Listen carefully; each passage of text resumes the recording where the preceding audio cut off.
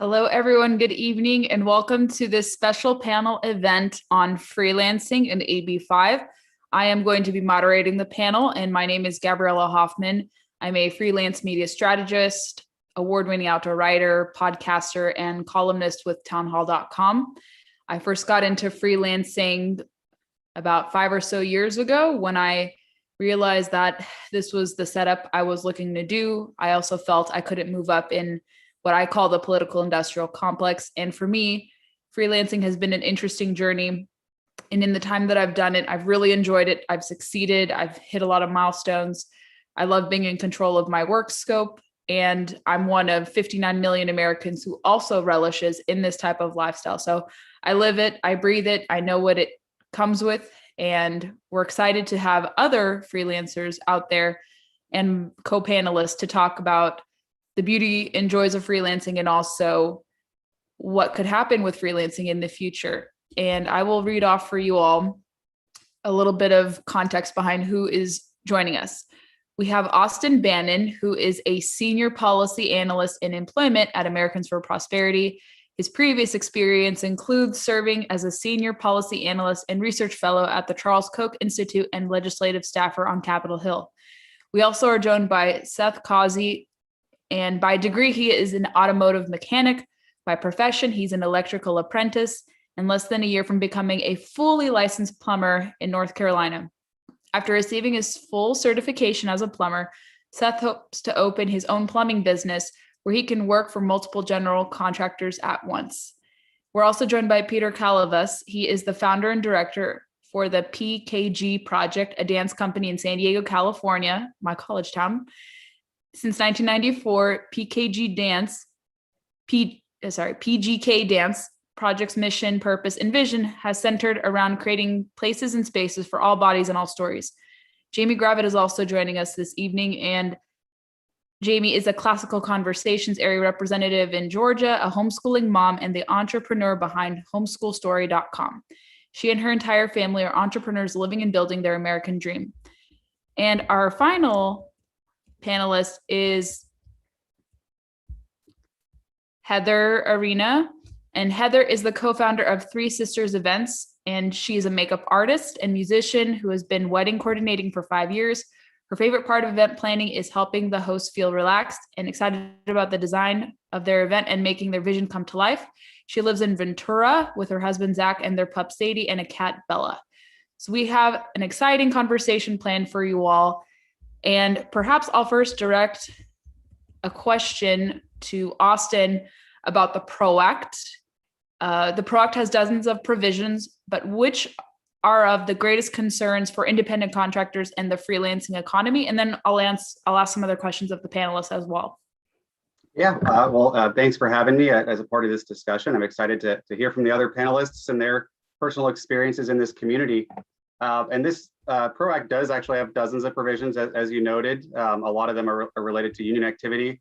And it's not to say that that doesn't impact independent contractors as well, but the biggest issue is usage of an ABC test by the National Labor Relations Board. And then there's also something called a joint employer standard that could impact vendors and franchise and businesses where a lot of independent contractors work.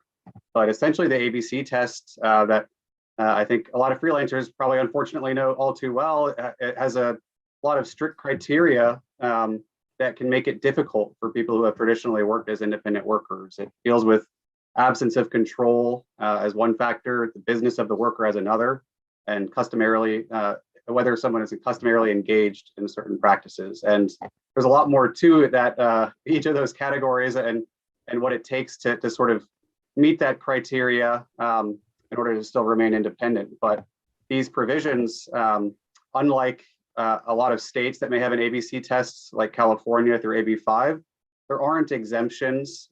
It's not to say that exemptions are the way to go. I think anybody working independently in any profession, cherishes that opportunity. But this would be applied nationally and create a lot of uncertainty for people.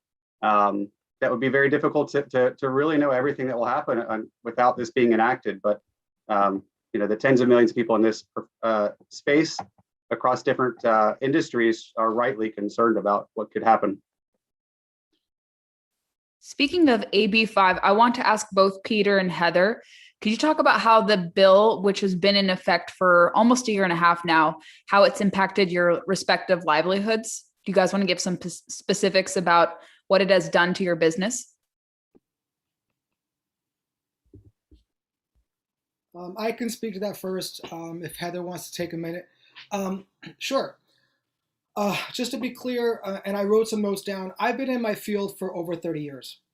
I am a professional dancer, retired dancer, but I've worked all over the world as a choreographer, as an artistic director, in various capacities, including 9 contracts with the US State Department in Washington, D.C., where I've been sent abroad to many countries to represent the United States through arts and culture programming that I create and generate.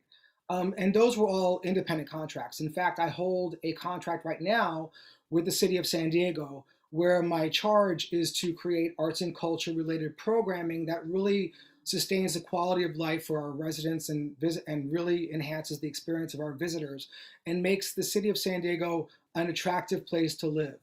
And so that's really a core of the kind of contract that I'm holding with the city of San Diego.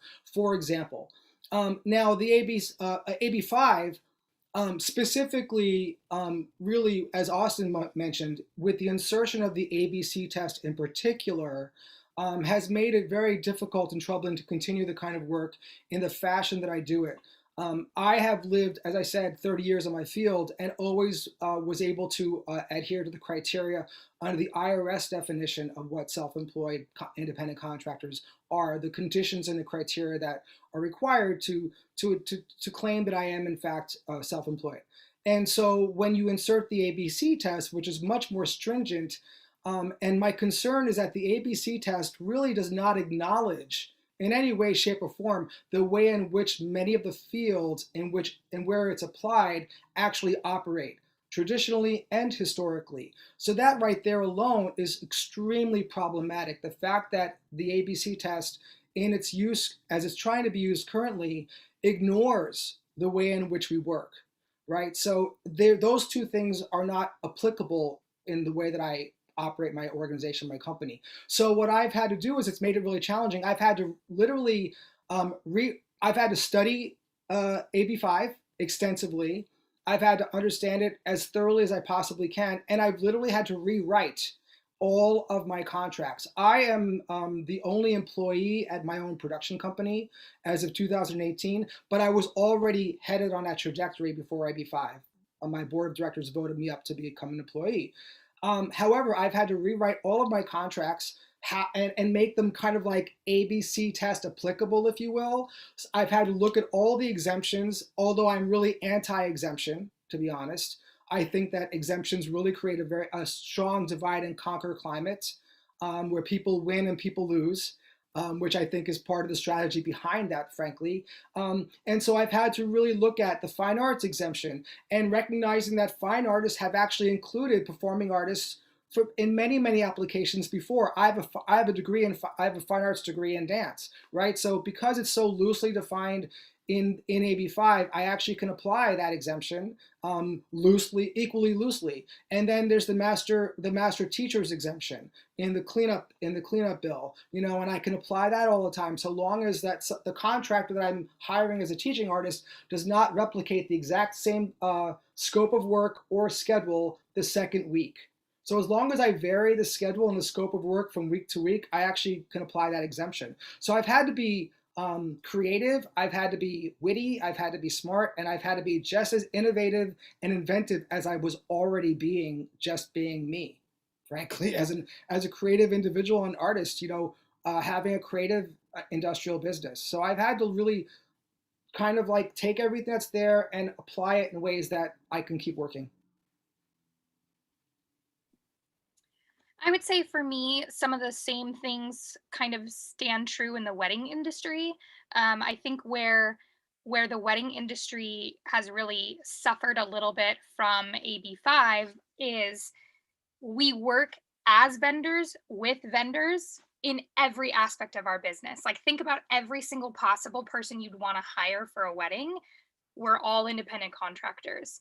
It's the people who maybe this would really apply to in my industry would be like, if you have a catering company who's hiring employees and they are trying to hire them as independent contractors, but they're working them a certain amount of hours, and there's an expectation of meals to be had and things like that, right? That's where I think, we really want to make sure that those people who are being hired as employees are really, I've said this before and I'll say it kind of loosely, but we don't want people to be used and abused, right? And I think that in a sense, this AB5 was kind of this overarching, like, we don't want people to be used and abused. And then also, I will say, I think there's a little bit of like, obviously a money trail. There's obviously um, I'm kind of one of those people that's like, follow the money and see where it goes.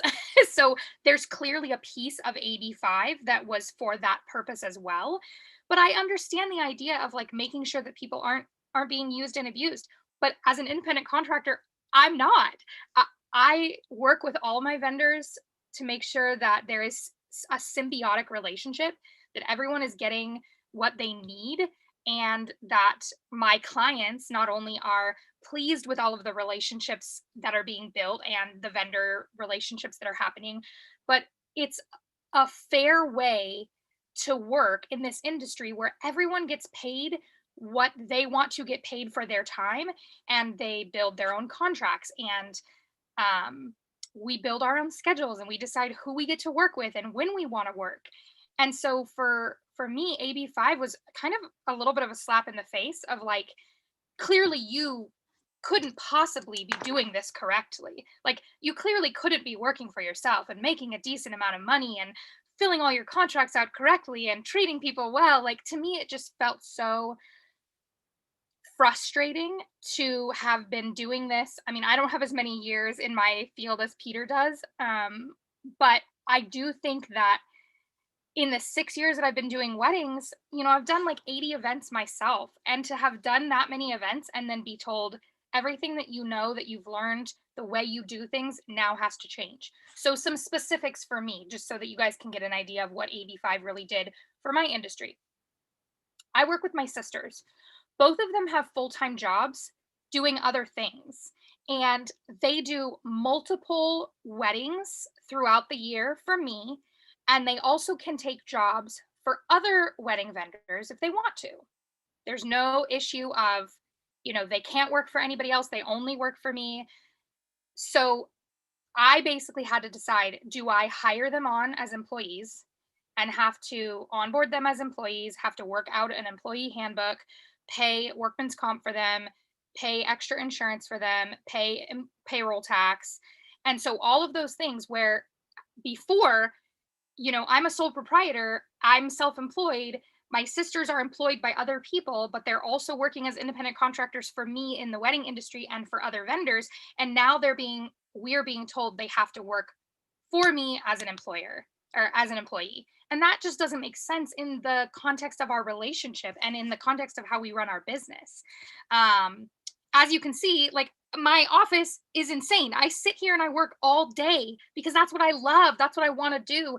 And I don't want my sisters to have to do that if that's not what they want. So there's just a lot of reasons why AB5 was kind of an umbrella law for people who didn't need to be protected. And I think the PRO Act, unfortunately, is going to end up doing a lot of the same things and causing a lot of the same problems, but on a mass scale. And that's an issue. I want to bring in the two other panelists, to Jamie and Seth.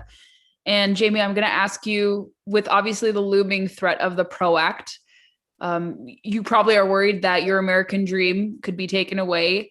And do you also have concerns about the opportunity to work independently being taken away from you and your family if this were to become law? And then I'm going to also direct a question to Seth about how it'll affect his profession afterwards. Sure. Yeah, so I do kind of like what Heather's saying, and it's probably true for most independent contractors or businesses that work with them, is we're kind of multitaskers. Sometimes we have multiple roles, and sometimes even as employees in one area and an independent contractor or kind of a gig work on the other. I used to be a teacher. I can go back to that job if I wanted to. I choose to be an independent contractor and run my own business and contract to other businesses to provide a service. So this kind of thing that could change that and ultimately restrict what it is I do or how I do that business would really put a damper on that. And that is kind of the American dream, you know, the idea of whether you're already here in America or coming to America and being able to kind of make your mark, you know, have a talent or a trade or an answer to a problem, and being able to just set up shop and provide your service. And if that is restricted or, you know, done in a way that makes that very difficult, where, you know, a lot of people might feel that they just, you know, can't do that. And that would be a shame, because so much of what we have in America and the innovation we have are from people that are creative and, you know, want to do their thing. So that would really, really, I think, kind of redefine or take away the definition of what the American dream is. I come from a long line of entrepreneurs. My whole family just about are all business owners and independent contractors. So it would be a huge change for what I do, both in the company that I have for myself and the companies that I work with. And for you, Seth, how would legislation like the PRO Act change how the general contractor workflow currently operates? My dad's also a general contractor. He's a one-person business, and I've told him about this as well, but I'm curious to hear your thoughts, how you think this legislation will impact your business. I appreciate you giving me the opportunity to kind of voice my concerns from the construction side of things. So basically, on new construction job sites, what typically works is a general contractor comes up with the blueprints and how everything's supposed to work. And then that project, he picks from different companies, different contractors to who does each thing. In my case now, you know, would handle the plumbing side of things, but then you have painters, electricians, framers, so on and so forth.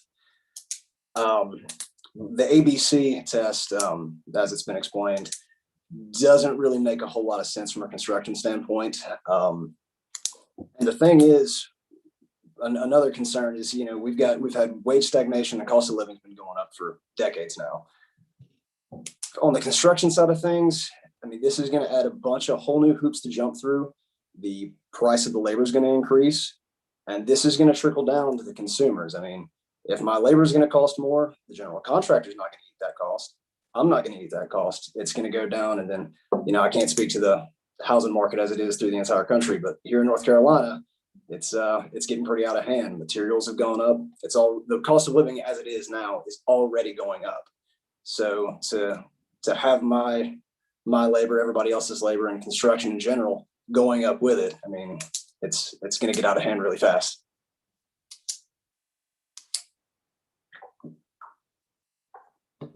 That is certainly a concern that I've heard. I mean, it is, construction especially is very volatile, and you have a lot of self-employed people. I know, having seen my dad do this, and I've heard from other contractors and people in the vocational trades too. And I want to ask this of Austin too, and we'll talk more about the mechanics and if the other panelists want to chime in on their thoughts expanding beyond AB5 and what their worries are about this. But Austin, I want to ask you about how, whether or not the ABC test in the PRO Act only applies to unionization under the National Labor Relations Act instead of causing independent contractors to be fully reclassified. Is this accurate in your view? What do you say to that?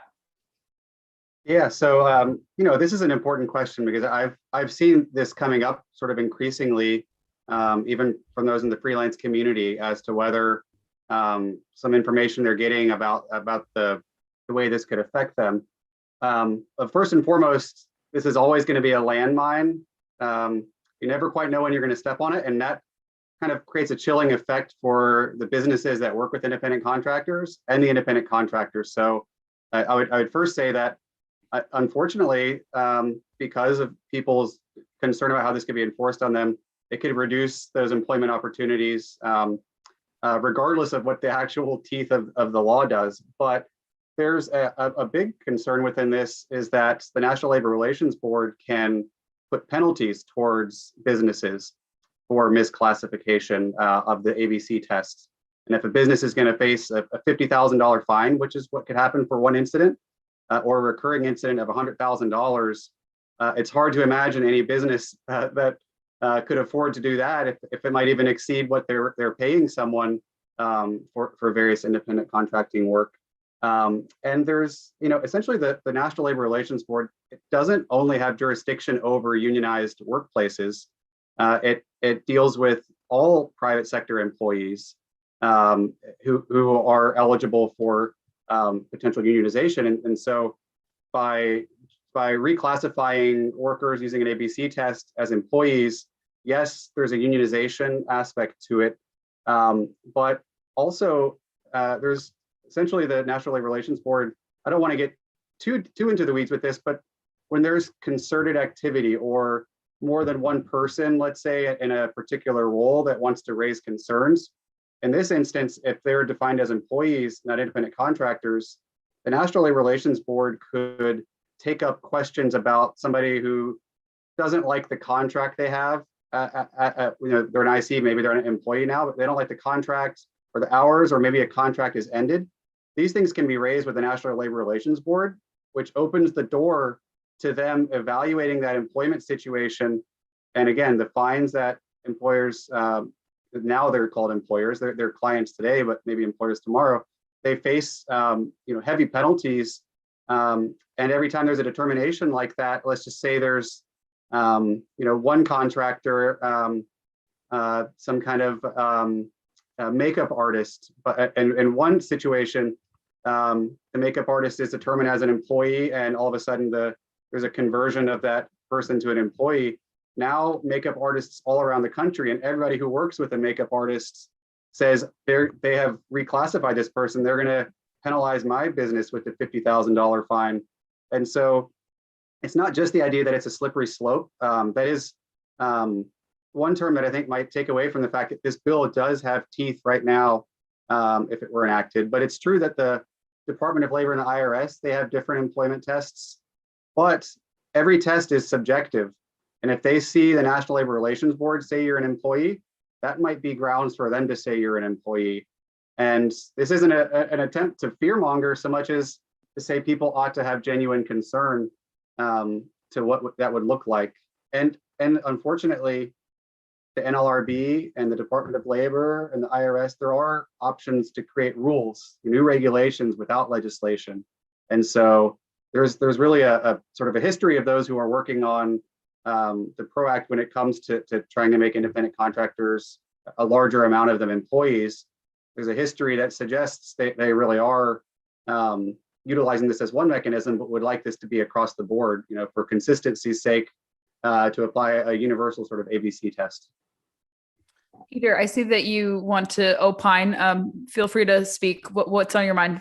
So a couple of brief things. First of all, Austin, I dramatically appreciate, enormously appreciate your synopsis summary at this moment, because it really echoes my sentiment. That I really feel like that this effort is a distinct effort to create a climate that will really kind of, and I hate to use this word, but really force people into becoming employees. And so that brings me to my next point. And this is probably a rhetorical statement or question, but what then is the desire or push to move away from the IRS definition? The IRS criteria that has previously defined who and when is someone an employee and who and when is someone an independent contractor.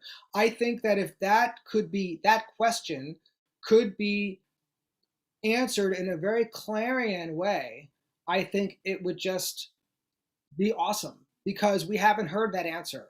We've heard people like you just did now, Austin, contemplate it, but we don't have a conclusive answer. What is the point and the purpose of moving away from previous criteria and testing modules, right? So that's probably a rhetorical statement, because none of us can answer that question. I want to also go back to what Heather said, because yes, in California, immediately when AB5 was being contemplated as still as a bill, I love what Heather said, and I've said this before myself, it was a complete slap in the face, in the sense that it assumes too much. It assumes that self-employed persons and independent contractors are simply too incapable of negotiating their own terms and conditions and are unable to understand the rate that they should be requesting to then give themselves the benefits that they should be giving themselves, including but not limited to insurance, retirement opportunities, and so forth, which I have in place for myself. I own a home. I go on vacation. I have a car that works. I go to the dentist just like normal people, and I make a good salary living that I'm able to give to myself because I do know how to negotiate contracts, the terms and conditions from my professional special skills, right? So AB5 is nothing more to me than just one large insult, to be completely frank and honest about that. And my final point is the PRO Act, with the insertion of the ABC test, perhaps installs an extremely problematic and highly dangerous precedent, as Austin also, implied, that if this is going to be inserted here, then when and where else and how fast and how soon, right? Because the insertion of the ABC test, as we can clearly see, is not regulated. If it can pop up everywhere, it will. Yeah, an examination into the bill, and when people have been petitioning lawmakers on the PRO Act, especially the 5 Democrat senators who are not super confident or firmly in support of it, or maybe they're holding off on it because of concerns.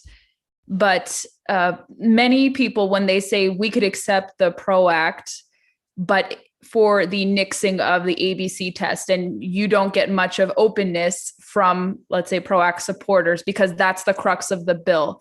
And I want to ask all of you panelists this. COVID has actually given kind of new life to freelancing. A lot of people have gone into flexible work, and it seems like it's a way for people to make extra income, to continue to obviously have a good livelihood. For me, it's helped me sustain my business and kept my business afloat despite some of the setbacks and clients cutting back. And I think a lot of freelancers feel the punch coming from the directives from the new administration, also from the Labor Department, saying that they're not going to put into effect the new independent contractor rule. And it seems like this would be a terrible thing to do as people are still reeling from the pandemic, coming back and finding their footing economically. So what is your concern from that? Do you think it's an unfair targeting? Why does it make sense for them to do this when there could be other ways, I guess, of remedying problems in the economy? But do you feel like this is an attack on freelancing rather than targeting other problems perhaps that are there? Well, of course it is. I mean, who made the most money off of the pandemic? Big corporations, big box companies. I mean, I can list literally on both hands right now businesses that went out of business in the 1 mile radius around my house. 1 mile. And it's enough to make me want to get emotional about it, because like the hits just keep on coming after COVID, right? And so for a lot of us, like, again, I can't speak personally to every panelist, but we're here, we want to work. Like, I kept saying that to people that I was working with, my clients. I want to work. I want to work for you. As soon as we're able to, I'm going to be like boots on the ground. We're going to be getting your wedding going, right? And so I think what's frustrating to me is the fact that there's a little bit of a miscommunication even about the PRO Act and about how it is going to affect people. I'm reading articles constantly that say like, oh, this is the worker friendly PRO Act. And okay, well, so again, who is it friendly for?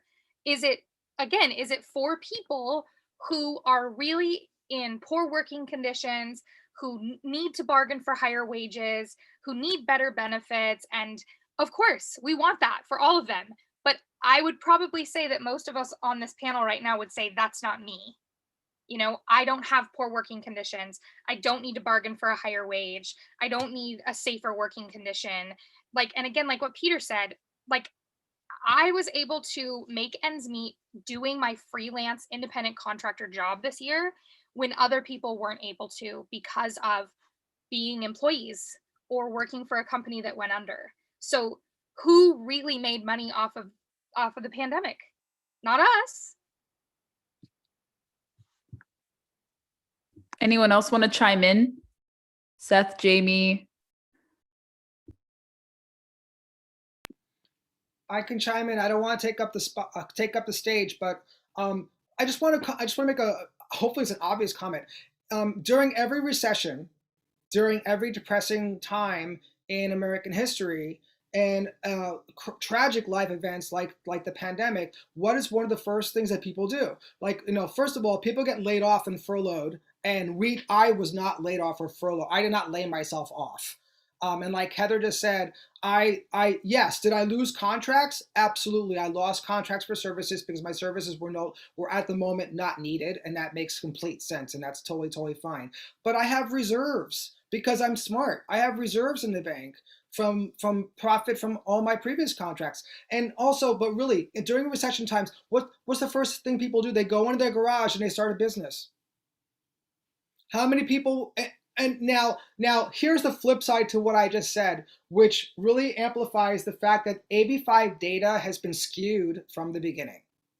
From the beginning. When you see AB5's data that attempts to poorly justify misclassification and wage theft, what does that data truly represent? Not me. Just like Heather said, it represents a lot of unfortunate people, in fact.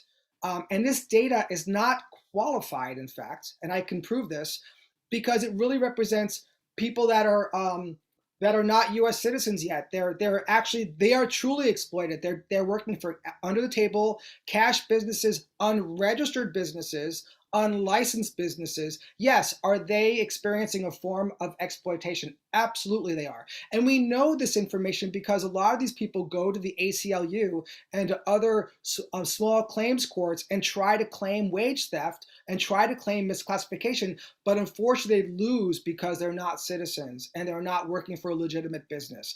That's the data that's been used, in fact, to justify the need for AB5 in its original form when it was a bill. And that's insulting, immoral, unethical. I mean, like, this is not qualified data to be justifying such kind of legislation. So it's slanted, it's skewed, it's ridiculous. Jamie and Seth, what are your feelings on why do you think there's such an insistence on forcing misclassification of independent contractors and this push for the PRO Act, especially as people are seeking out the freelance economy to get their feet back up, economically speaking? Honestly, I really don't know. Like, it doesn't make sense. You try to kind of think, okay, like Peter's saying, like, okay, yes, there are those areas that obviously people fall through the cracks, that need help, that need more oversight or more regulation. There's those areas in any business, any industry. But across the board on the main general grand scheme of things, businesses thrive, independent contractors thrive. We're the ones that are starting companies, starting businesses that employ others, maybe first as, hiring on independent contractors or a mix of employees and independent contractors, because, that's how innovation goes, starting up small. When you first start a business, you don't necessarily start up and go, okay, I'm going to hire 5 employees. I'm going to get insurance. I'm going to pay workman's comp. You don't do that. You start with yourself. Like Peter, he said, I'm my first employee. And then you might hire on, independent contractors as you have the jobs for them, as you have. And so then you build up. And without being able to allow people, really the space to do that and to grow from nothing to something, you're putting a huge damper on growth across the board, any industry. Every business probably started either, very small in somebody's garage or basement, in somebody's living room with an idea and 1 or 2 people, not as a corporate structure, not as an S corp, not as an LLC. They started as a sole proprietor or an independent contractor, contracting their services for another company. And that offered a lot of times people the flexibility to maybe maintain their employment job while they're building their business, so that they had that choice. There's nothing wrong with being an employee. I was an employee for years. There's nothing wrong with that. It's that we have that choice and that flexibility to be able to choose how we work and who we work with, and what we do with our time, depending on where we are in our life at that moment. But I really, at trying to figure out where this makes sense is really, really hard for me, because the more I look into it, the more it just doesn't make sense for economic growth as far as business growth, especially right now, past this, as we're getting towards the end of COVID. And so many people struggle, employees that, are on unemployment or laid off or furloughed, that, are trying to remake themselves, take this time to, do something, start something new, and then to be potentially faced with all of this regulation or just uncertainty, just like, what will it mean for me? Maybe it's not worth it. And it's really going to put a damper on that growth. And we're going to see that for years to come.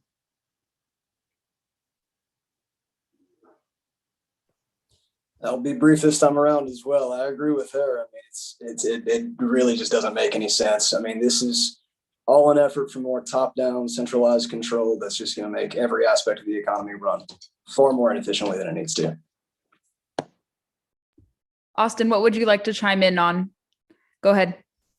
Sure. Well, everybody that's living the experience is telling a great story and kind of personal perspective on this. But just from watching the space here, I mean, it's true that everybody has a different reason to be in this.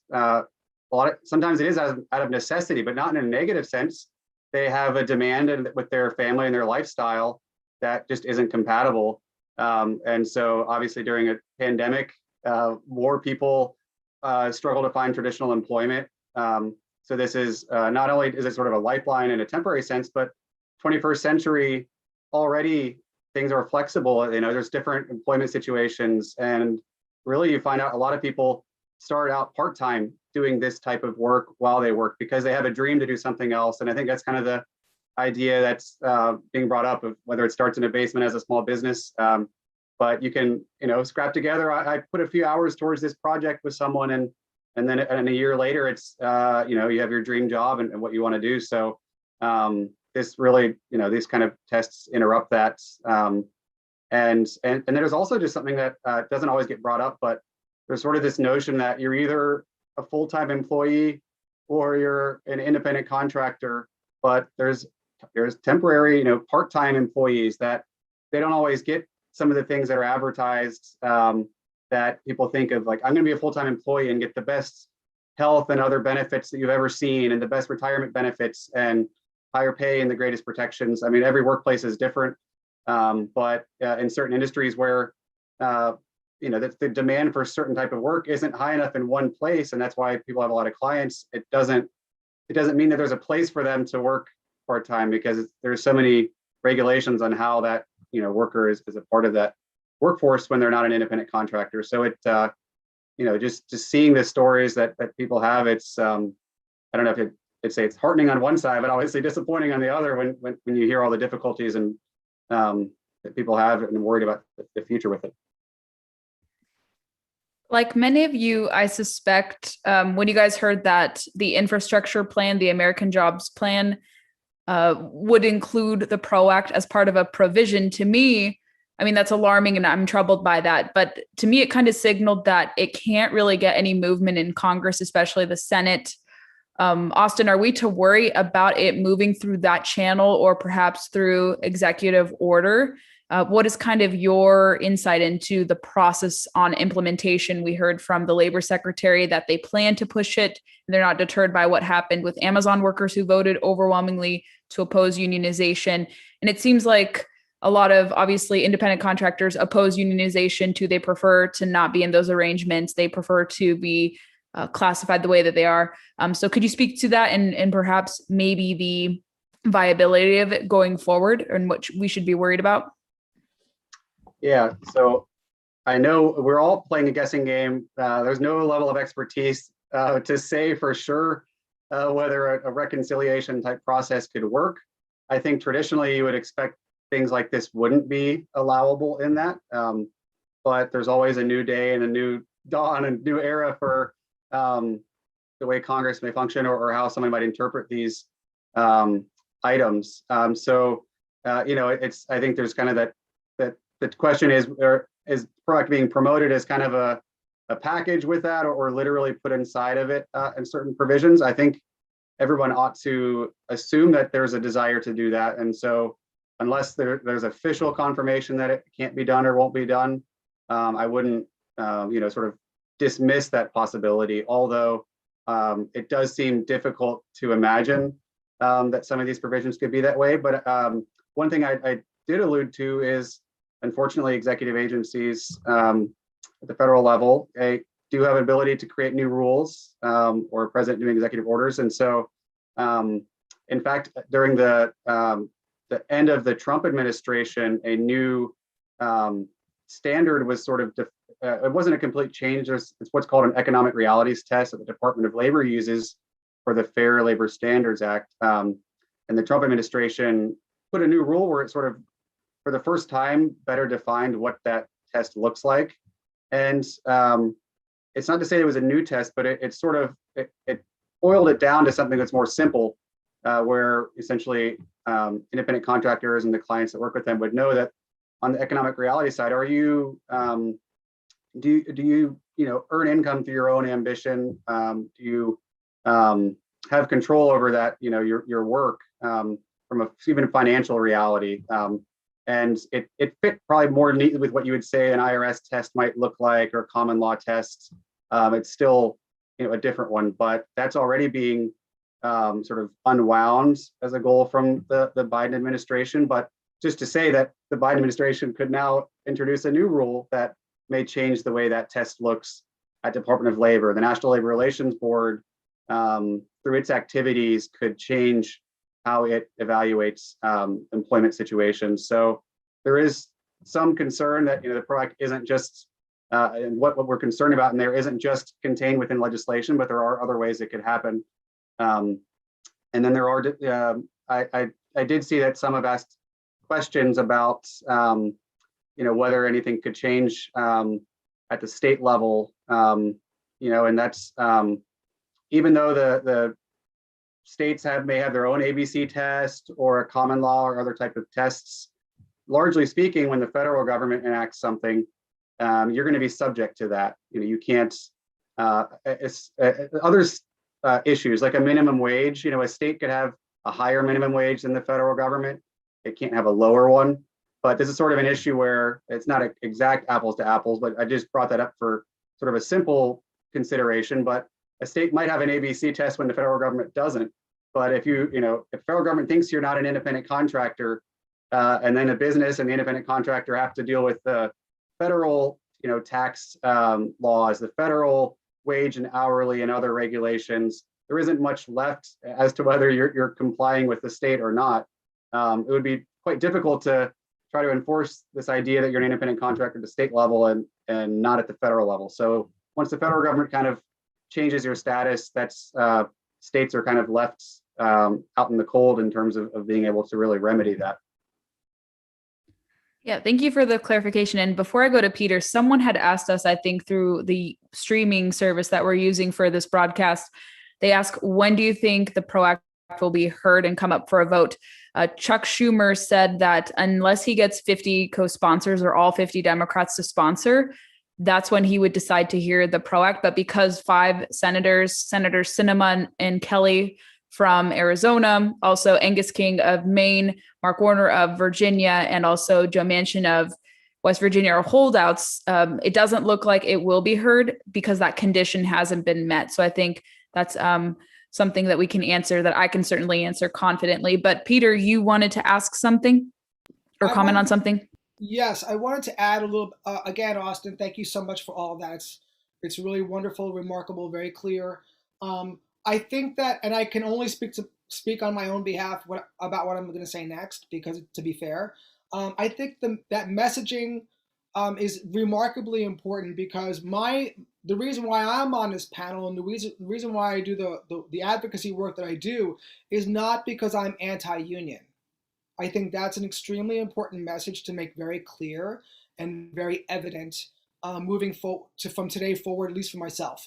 I've been a member of the Actors Equity Union, and you know what? They're fine in context. They're fine when they are relevant in the moment. As a self-employed person, as an independent contractor, I am my own union because I am the one negotiating, competing for contracts, and when I win them, I negotiate them to my terms and my conditions and my rates. So I simply don't require a union because I am my own union. Just to be really clear about the messaging, that my interest with the PRO Act is not anti-union. It's simply that I am deeply, deeply concerned that and Austin is speaking to this in his own way, that when we insert the ABC test to suddenly, in a new way and under new criteria, determine who and when someone is an employee and when someone is an independent contractor. Again, as Austin really, really laid out for us, once that goes through and becomes a federal application, it's a matter of how fast and how soon it goes everywhere. And then the IRS definition is gone and all preceding definitions are gone. And so is independent contracting as we know it in America.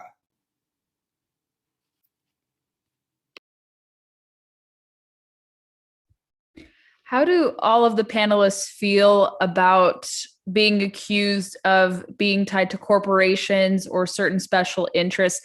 I think a common refrain sometimes that we see from PRO Act supporters is that all these individual contractors or self-employed people or gig workers, freelancers, everyone cumulatively, you're not doing this out of self-interest. You're being propped up by certain special interests. So how do you respond to those charges? Maybe Jamie, Heather, Seth, and others want to talk about that too?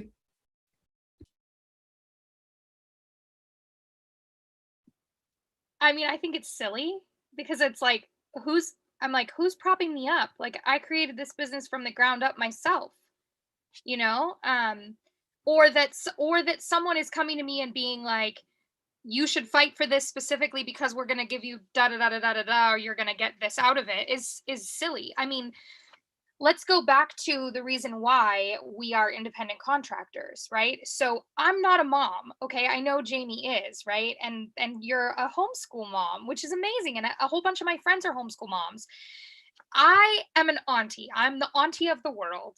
I love my nieces. They are the best, most amazing thing that has ever happened to me.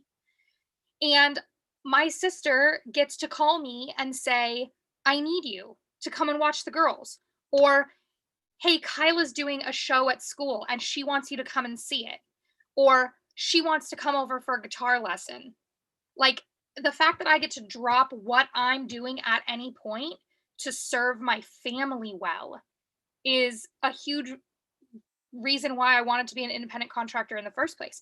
So it's just so, like, again, I feel like the PRO Act, AB5, they don't put into context why we do what we do. And, like, if we really go back to like what the American dream is all about, it's about being able to work for yourself. It's about being able to build your own company, build your own industry from the ground up. Like, I mean, all of us have a story, right, of why we do what we do, but all of us probably have stories of our families, our parents, our grandparents, great grandparents. You know, my great grandparents immigrated from Tbilisi in Georgia. They left Georgia because of the conflict that was happening there and moved to the United States. And they built their own business. They canned all of their own vegetables. They, canned all their own fruits. My grandmother made pies and pastries and sold them in her community. It's like, to me, I'm just like, I come from this background of independent contractors and business owners. Nothing ever made sense to me outside of that.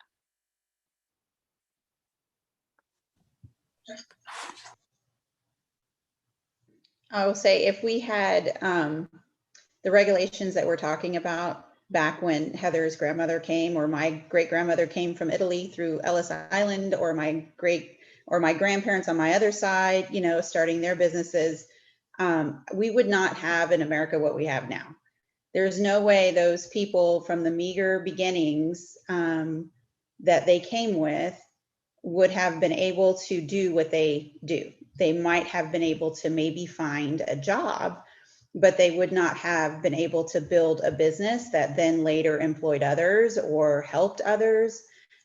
So yeah, it's crazy. You know, I mean, like I used to be a teacher. I chose to stay home and raise my children rather than work to pay daycare, you know, but, you know, needed a little extra money. And so did different things along the way until I found, you know, things that I had a passion for and wanted to do and work at, and that I can do and be flexible with my children. So it's a choice. And like Peter, you know, says as well, it's something that we choose and something that we are able to negotiate on our own behalf and make the life and the, you know, the income that we want. We get paid based on how hard we work, not how well our business that we're employed for is doing.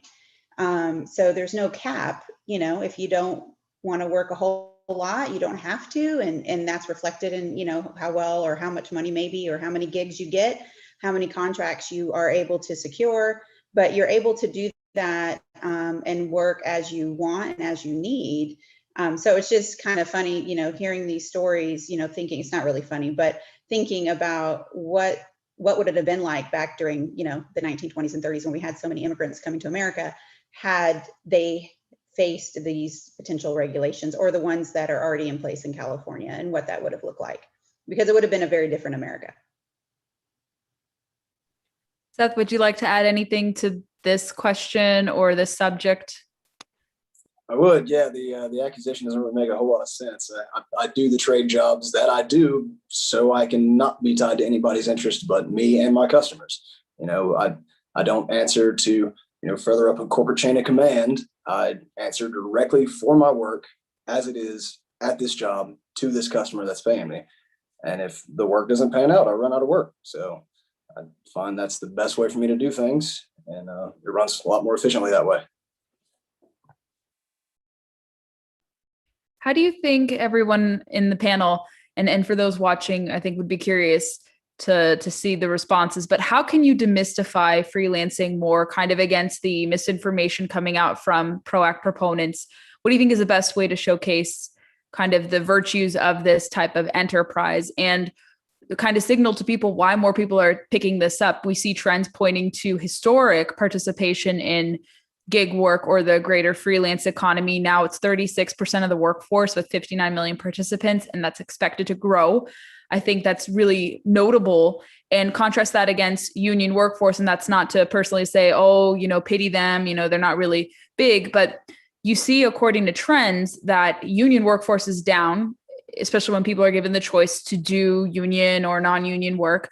And I think more people are wanting to gravitate to that given just different circumstances right now. But more people are trending to the freelance economy. And I'm not trying to do this for a confirmation bias, but like it's historically noted. It's also going to supplement kind of the small business sector of the workforce as well. But how can you demystify this? And why do you think more people are going to gravitate to this, bar any restrictions or labor rules that may be handed down? I can start us off if you guys don't mind. So one more time, I'm in the performing arts field for over 30 years. And, you know, typically here's something to demystify. People think there's plenty of union work. There isn't. There's far more opportunity for non-union work, non-union opportunities, creative opportunities you self-produce, you generate. In my field, there can be, I'll speak on behalf of like SAG actors working on film, right? Maybe there's like 10 films happening in your town, but there's like thousands and thousands of actors, right? We don't need thousands of you, we need one of you. So what are the other 1,000 people supposed to do? How are they supposed to make a living? Well, guess what? They're going to start producing independent films, aren't they? And they're going to go find sponsors to underwrite their films, and they're going to pay themselves first, like you're supposed to, right? The same thing with actors, dancers, singers that work in the industry. There's not enough room for everybody on Broadway. Give me a break. There's only 12 theaters. You all can't fit on that stage. I mean, so what's everyone else supposed to do? They're going to go take, yes, there's cruise ships, there's theme parks, but those stages they're even smaller. Okay, so what are you going to do? I want to act. I want to dance. I want to sing. I don't want to do anything else, but I want to get paid to do it. I'm going to create my own production company, and I'm paying myself to do my own shows. It's really as simple as that. And also going back to something that Jamie said, which I really, really appreciated. I don't want my value to be determined by somebody else. Okay, like if I'm as an example, and I'm not anti-employee either, but if I'm an employee at a company and the company's doing poorly, not because of anything that I've done, then why is my check shrinking and not the CEO's check? It's just not fair, right? It's simply not fair. So it is about control. It is about being in charge of what happens to me.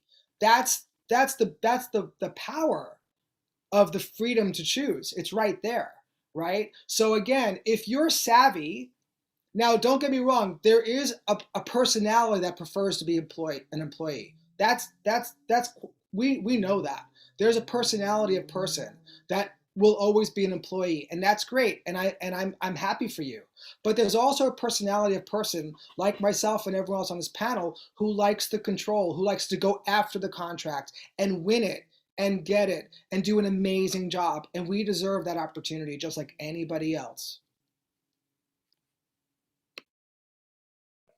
I think there's a key word that keeps popping up here: freedom. If you want to go be union, go be union. If you want to be an independent contractor, go be an independent contractor. If you want to be an employee, that's fine. I don't see why this choice is a bad choice to have. I can just both what Peter and Seth are saying here, and I think that's tremendous. A lot of I think what's sold is that independent contractors are missing out on something, right? And clearly, your testimonials, I hear these personal stories hit it home even more. But you even see that in some of the polling and when you hear from independent contractors that most are happy. Not 100%. There's always somebody as an independent contractor that maybe wants to be an employee, but there's this notion that maybe the only way you could get benefits or improve your life might be to join a union or to become an employee. And I just wanted to note the fact that although we certainly support freedom of association, and just like somebody could be a supporter of AFP, then it's wonderful if they choose to support a union.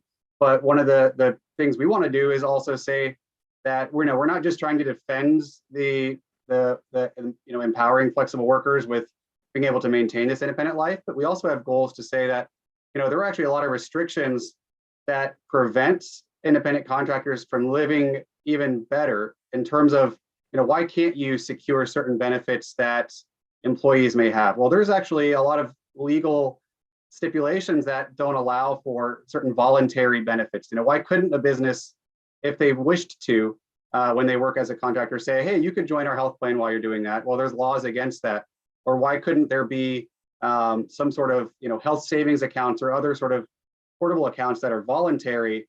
And that's something we're really trying to work towards as well, where you can take part of your paycheck. And I don't think it should be mandatory, because that means you would have to take a pay cut for something you may not even want.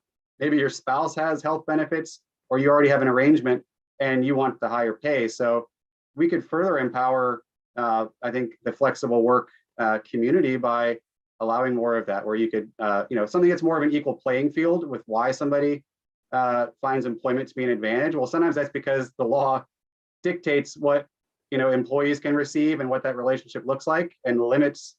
It doesn't maybe limit your flexibility or other things that you want to achieve, but there are ways we could actually make further the opportunities in the independent space, and maybe more employees wish they could be independent contractors rather than trying to convince everyone that this is sort of you've kind of fallen through the cracks. So I'll almost hear that these are just kind of the just because there's not, there might be someone who's an independent contractor who's in a difficult circumstance, right? But that's not the story for most people in it. So we're, that's what we try to do, is empower people to find the realize their potential, find the greatest fulfillment, and it's just a different path for everyone.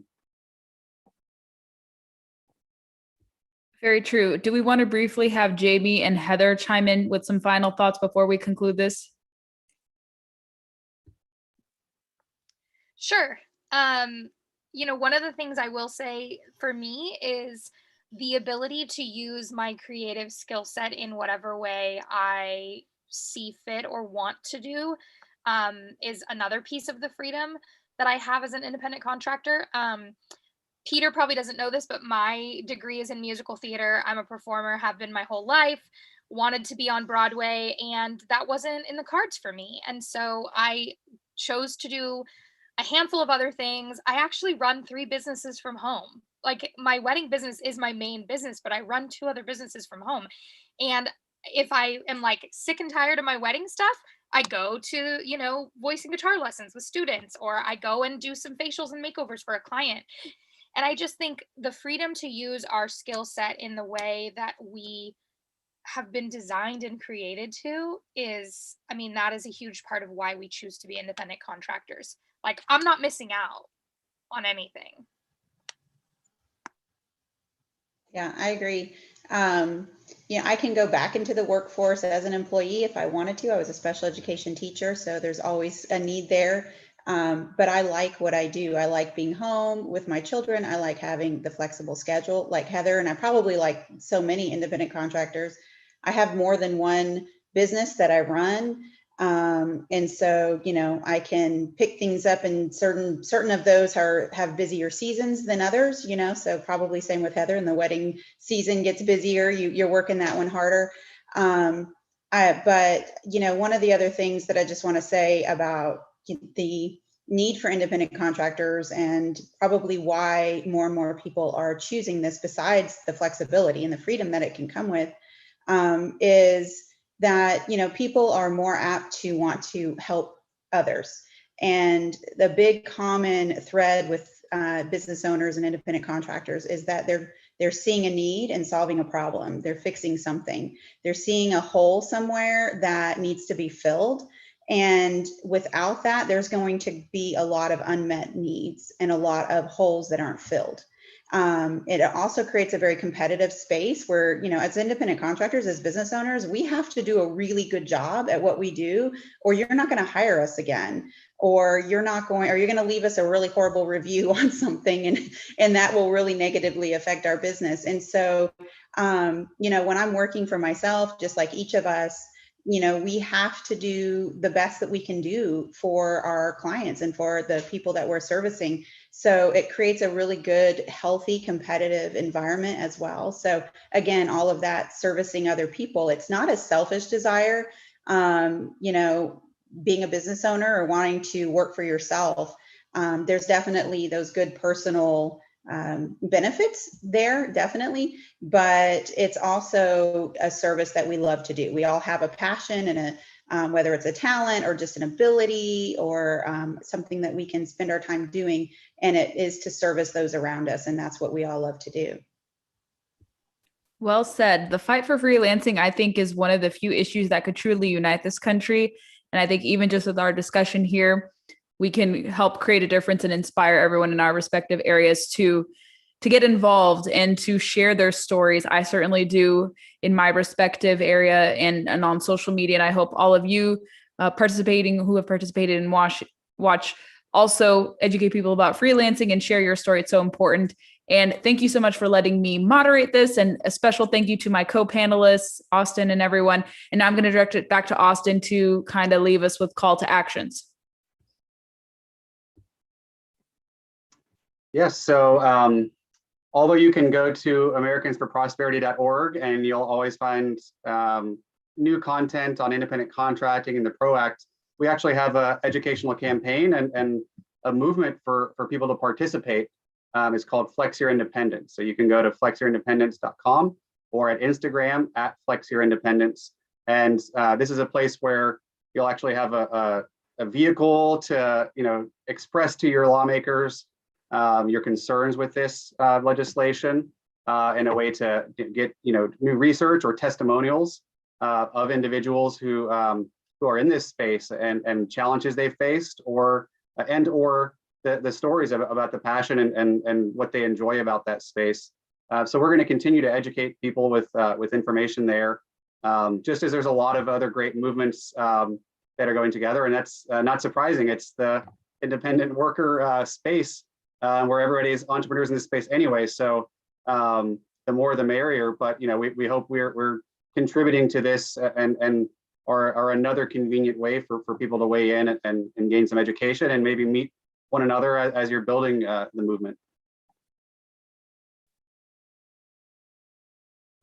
Fantastic. Again, thank you to the panelists for joining. Thank you to AFP for sponsoring, and thank you to all of you who are viewing this from wherever you're watching. We really appreciate it, and we hope it inspired you to fight for freelancers and preserve the right to self-determination and just extolling the virtues of the gig economy and freelance work and flexible work. So thank you so much.